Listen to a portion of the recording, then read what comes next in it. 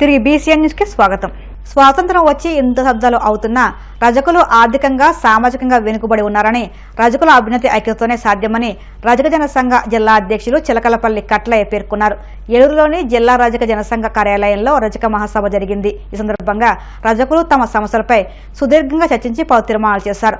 ఉమ్మడి పశ్చిమ గోదావరి జిల్లా యూత్ కార్యదర్శి విఠల శ్రీనివాసరావు అధ్యక్షతన జరిగిన మహాసభలో చిలకలపల్లి కట్లయ్య మాట్లాడుతూ 1973లో స్థాపించిన పశ్చిమ గోదావరి జిల్లా రజక జన సంఘం సుమారు 50 సంవత్సరాలుగా రజక సమస్యలపై పోరాటం చేస్తుందని గుర్తు చేశారు. ముఖ్యంగా ఇప్పటికీ రజక వృత్తిపై ఆధారపడిన కుటుంబాలు ఆర్థిక సామాజిక అభివృద్ధికి నోచుకునే పరిస్థితి నెలకొందని తెలిపారు.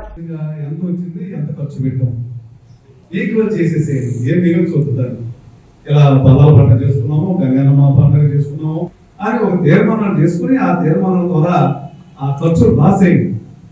ఆడిట్ జరుగుతుంది. ఆడిట్ పురపతిలో ఉన్నట్లయితే అక్కడ ఉన్నటువంటి గ్రామ పంచాయతీ ఈవో ద్వారా ఆ చెరువులు రద్దు చేయడం జరుగుతుంది.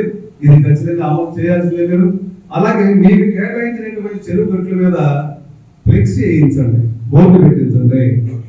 ప్రెసిడెంట్ గారు, ప్రధాన కార్యదర్శి, ట్రెజరరు, అలాగే గౌరవ అధ్యక్షులు ఆ పేరు ఏం తెలియదు, అందరూ అంటే మొత్తం పేర్లు ఎక్కించుకోండి. కానీ అక్కడ మాత్రం బోర్డు ఉండాలి, అది చెరువు మందే. అది ప్రభుత్వానికి ఆదాయం పోతుంది. మిమ్మల్ని కొలగొట్టి ఆదాయం లాక్కోవాలని చూస్తున్నారు. దయచేసి కట్లయ్య విషయాలు, విషయాలు జాగ్రత్తగా అమలు చేయండి. అలాగే ప్రతి నెల ఖచ్చితంగా మీరు సమావేశమై తీర్మానం చేసుకోండి, రాసుకోండి. 3 నెలల ఒక వ్యక్తి కనుక అడ్డు అవ్వకపోతే రైతుల ముందు చూడండి ఏం జరుగుతుంది. Thank you. తూర్పు గోదావరి జిల్లా అప్ టు కొవ్వూరు, ఏలూరు జిల్లా అప్ టు నూజివీడ్ అండ్ కైకులు, మరియు పశ్చిమ గోదావరి జిల్లా అప్ టు నర్సాపురం వరకు వచ్చిన రజక మిత్రులందరికీ కూడా ఉమ్మడి జిల్లా రజక సంఘం ద్వారా మేము శుభాకాంక్షలు తెలుపుతున్నాము. సంతోషంగా ఉంది. అయితే ముఖ్యంగా ఈరోజు రాష్ట్ర వ్యాప్తంగా రజక వృత్తిదారులు పడుతున్న ఇబ్బందులను ప్రభుత్వం దృష్టికి తీసుకెళ్ళడానికి ప్రభుత్వం రజకుల సంక్షేమం గురించి ఇచ్చిన జీవోలను వీరికి వివరంగా చెప్పి ఏ రకంగా జీవోలను అమలుపరిచే విధంగా గ్రామ పంచాయతీతో సత్సంబంధాలు ఉండాలనే విషయాలు కూడా ఈ రోజు మాట్లాడడానికి ఇక్కడ రప్పించాము. అనేక గ్రామాలు వారికి ఉన్నటువంటి సమస్యలను జిల్లా సంఘం దృష్టికి తీసుకురావడం జరిగింది. అయితే ప్రభుత్వం జీవో 892/24/954లో మరియు జీవో 343/10/498, అదేవిధంగా కలెక్టర్ వెస్ట్ గోదావరి సర్కిల్ 7581/20 ప్రకారం అదేవిధంగా సుమారు 15 మంది కలెక్టర్ వారు, ఉమ్మడి జిల్లా కలెక్టర్ వారు, అదేవిధంగా 18 మంది జిల్లా పంచాయతీ అధికారులు వారి కింద ఉండే స్టాఫ్కి ఇచ్చిన సూచనలు రజకుల చెరువు మీద కూడా ఎక్స్ప్లెయిన్ చేయడం జరిగింది. అయితే ఒకసారి రజకులు కేటాయించిన చెరువుని దాన్ని గడగడకూడదని హైకోర్టులో కూడా ఆదేశాలు ఇచ్చారు. Once the tank is elected to the Rajakas construction not to divide the tank అని హైకోర్టు కూడా ఇవ్వడం జరిగింది. ఒకసారి రజకులకు ఇచ్చిన చెరువుని రద్దు చేయాలంటే ముందుగా జిల్లా కలెక్టర్ వారి పర్మిషన్ కావాల్సి ఉంది. నెల్లూరు జిల్లా బుచ్చిరెడ్డిపాలెం మండలం జొన్నవాడ గ్రామంలో వెలిసిన శ్రీ మల్లికార్జున సమేత కామాక్షితాయి ఆలయంలో బ్రహ్మోత్సవాలు వైభవంగా జరుగుతున్నాయి. బ్రహ్మోత్సవాల్లో భాగంగా స్వామి అమ్మవార్లకు రథోత్సవ కార్యక్రమాన్ని అంగరంగ వైభవంగా నిర్వహించారు. భక్తులు శివనామస్మరణ చేస్తూ రథాన్ని లాగేందుకు పోటీ పడ్డారు. వాడవాడలా కొబ్బరికాయలు కొట్టి హారతులు పట్టి మొక్కులు చెల్లించుకున్నారు.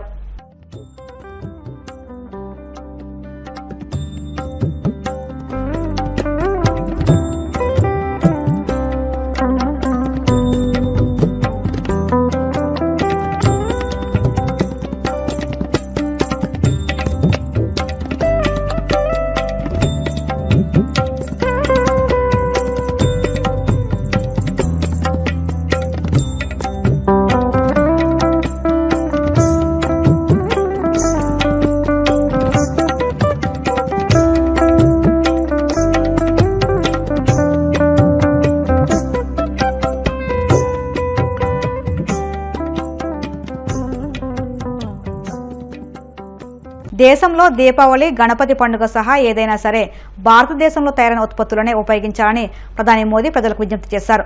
గుజరాత్లోని దాహోద్లో లోకోమోటివ్ తయారీ కేంద్రాన్ని ప్రారంభించిన సందర్భంగా ప్రధాని మోదీ ఈ వ్యాఖ్యలు చేశారు.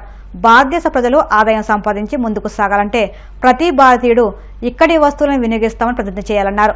మన దేశంలో తయారైన ఉత్పత్తులు ప్రపంచవ్యాప్తంగా ప్రశంసలు పొందుతున్న వేళ మనం దేశీయ ఉత్పత్తులను ఎందుకు ఉపయోగించకూడదని ప్రశ్నించారు. రైల్వేలతో సహా రాష్ట్ర ప్రభుత్వంలోని వివిధ విభాగాలకు చెందిన పలు ప్రాజెక్టులను మోదీ ప్రారంభించి శంకుస్థాపన చేశారు.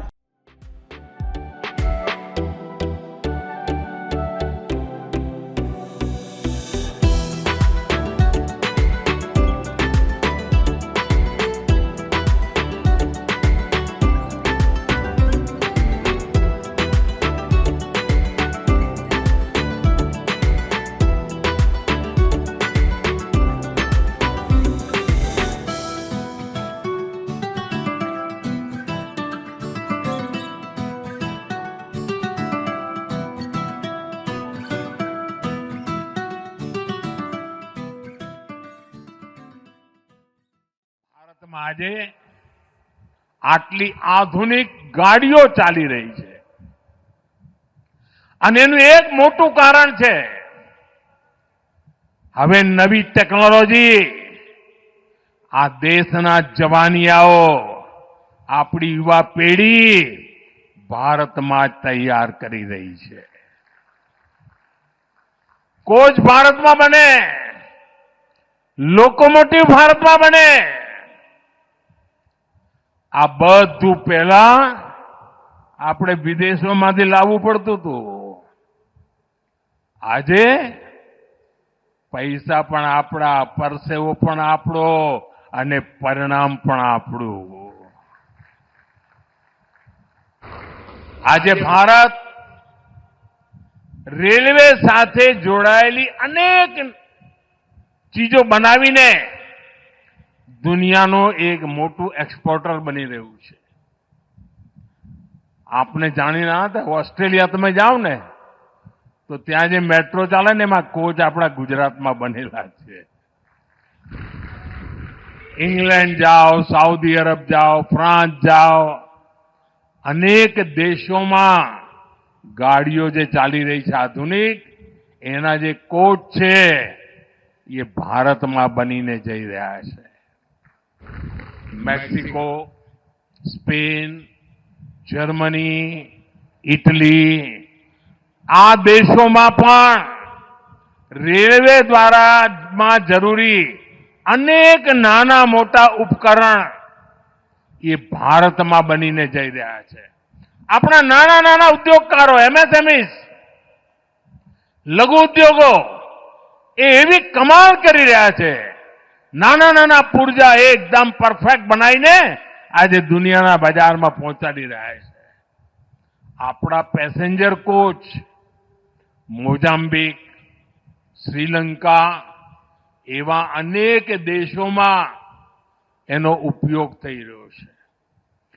મેડ ઇન ઇન્ડિયા લોકોમોટિવ પણ, મેડ ઇન ઇન્ડિયા આપણા એન્જિન એ પણ હવે ભારત અનેક દેશોમાં એક્સપોર્ટ કરી રહ્યું છે, નિર્યાત કરી રહ્યું છે.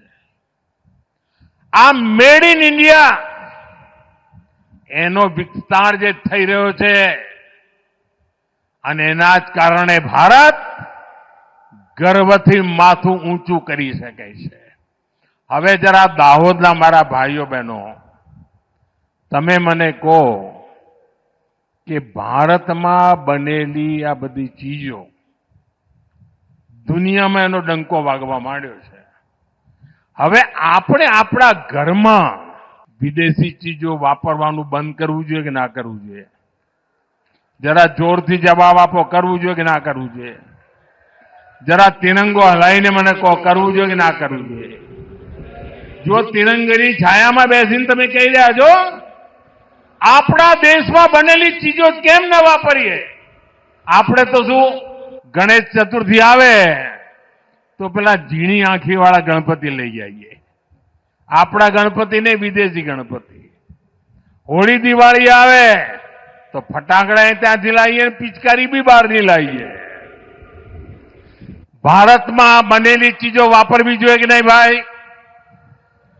ભારતના લોકોને કમાણી થાય એવું કરવું જોઈએ કે ના કરવું જોઈએ? ભારતે આગળ વધવું હોય તો દરેક ભારતીયનો આ સંકલ્પ જોઈએ કે ના જોઈએ? వార్తలు ముగించే ముందు ముఖ్యాంశాలు మరొక్కసారి. ఒకే దేశం ఒకే ఎన్నిక దేశాన్ని ప్రగతి పథంలో నడిపిస్తున్న డిప్యూటీ సీఎం పవన్ వేర్వేరు ఎన్నికలు నిర్వహించడం వల్ల భారత్ భారీ వ్యయాలను ఎదుర్కొంటుందని వెల్లడి.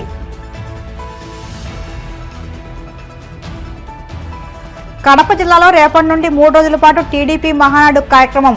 మహానాడు అంటే రాష్ట్ర వ్యాప్తంగా పసుపు పండుగ లాంటిదన్న మంత్రి ఆనం.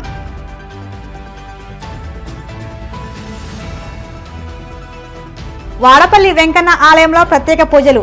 మంగళవాద్య నడుమ శ్రీ స్వామి అమ్మవార్లకు మేల్కొల్పు సేవ, ఐశ్వర్యలక్ష్మి హోమం.